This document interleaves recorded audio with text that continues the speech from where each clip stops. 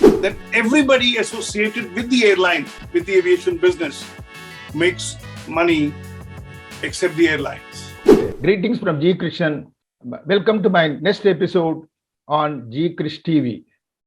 Hope you find time to see my videos uploaded so far. Very recently, I uploaded 3 travel videos. It is about Washington, D.C. and its neighborhood attractions. Continuing on the subject of travel, today I have a guest. He is an aviation industry expert. He is the most sought after panelist on national TV debates on aviation and also on corporate governance. He is an author.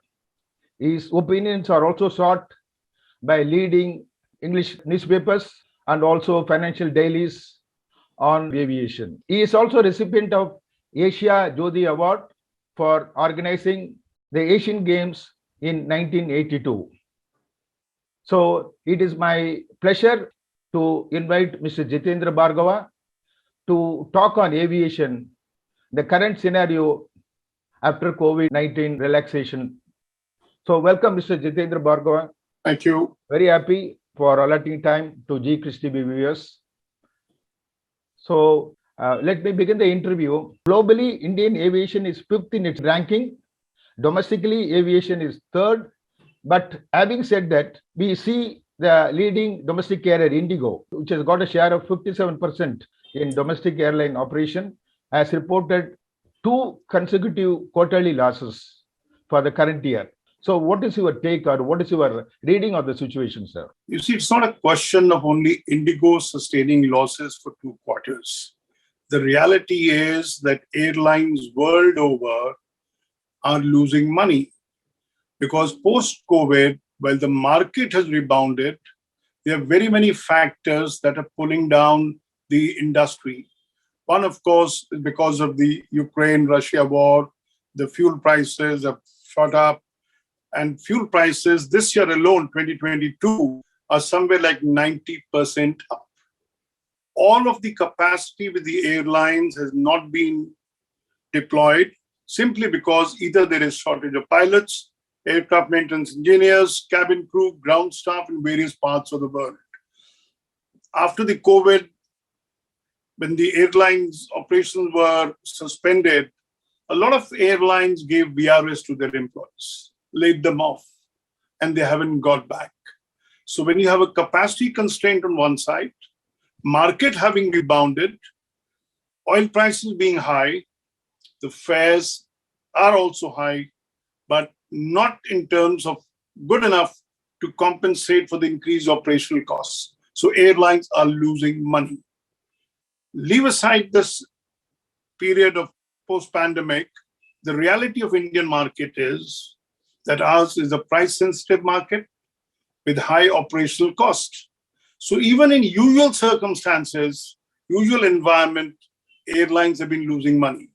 Let's not lose sight of the fact that 3 out of 4 airlines that have been set up since 92, 93 have shut down. Well-established airlines with good quality product like Jet Airways, Kingfisher have failed to survive after not being able to make profit in any quarter ever since their inception. That's the harsh reality. And the biggest proof of it is that Tony Fernandez, AirAsia came to India. And Tony Fernandez has been running a very successful business model in Southeast Asia and Asia. Even he could not make money in the Indian market. India is a growing market. More and more capacity is being deployed by the airlines. But if the capacity deployment is higher than the rate of growth, you will naturally have airlines trying to lure passengers, increase their market share at the expense of profitability. And if you do this for a long period, the airline future gets under threat. And this is a simple underlying message that airlines have failed to understand. Mr. Bhargava, under the circumstances, as aforesaid by you, what is the general suggestion you give to the airlines? How to overcome this situation? You see, there are too many stakeholders and too many policy changes to be brought about if India is to be made into a sustainable aviation industry. First, the government. Government has to facilitate that taxes are not too high. Airline industry is not treated as an elitist industry, but as a catalyst for economic growth. So the moment government reduces the taxes, particularly on ATF, you'll find the cost of operation going down. Then, of course, are the airlines themselves. Because you have the vested interest of keeping the market stimulated through low fares so that you get a decent load factor for your particular airline, and because you place orders for a large number of aircraft, the market must keep growing. Now, if you have this in view, what happens to the airlines which do not have very deep pockets? So it is not only government which is to act. Second is also the airlines, which has to have some modicum of discipline that, look, let us not sell our seats below the cost of producing a seat.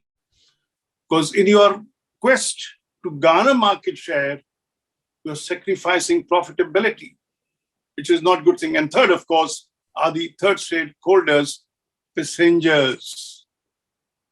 They've got accustomed to low fares because in a competitive era, all airlines are offering a certain level of fares, now which have come to be normalized. So anytime the fares go up during festival times or extended weekends, etc., there's a certain kind of impression created that airlines are fleecing the passengers.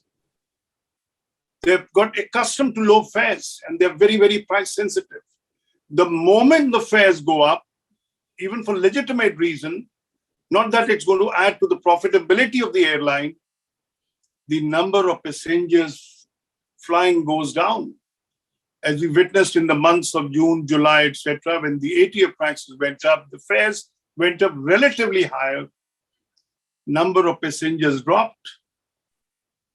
So it's basically to be played by the government, the airlines, and the market operators. The tragedy of Indian aviation has been that everybody associated with the airline, with the aviation business, makes money except the airlines. Okay. Whether it is the government, the oil companies, the airports, the hotels surrounding the airport, ground handling companies, everybody makes money. The restaurants in the airport, everybody makes money because of the airline industry. But the airline industry doesn't make money. And when the quarterly results are declared, like you mentioned about Indigo having sustained losses in the last 2 quarters, if Indigo, an otherwise successful airline, commanding 55% plus market share, having a good business model, cannot make money, what will be the future of not so lucky airlines? And that's been the reason for the demise of so many airlines in the Indian market. And one thing that we must remember also is the fact what J.R.D. Tata said in 1953, before the industry was nationalized. He said there have been too many airlines in the business. What we need is a small number of airlines, but financially strong airlines. But what we are unfortunately witnessing is that we have large number of airlines operating and not many with deep financial pockets and not being able to make money. Take the case of Vistara under the House of Tatas in Singapore. Has it made money in any quarter since its inception? Yes, the answer is no, because it's not the airline management, the way it is running the airline. It's the ecosystem that is surrounding. High cost of operation, taxation, landing charges. Then you have price sensitivity of customers, oil prices, sale tax, and everybody wanting to make money. And airlines have not been united in this effort to put enough pressure on the government and said, look, we need to have a sustainable business model.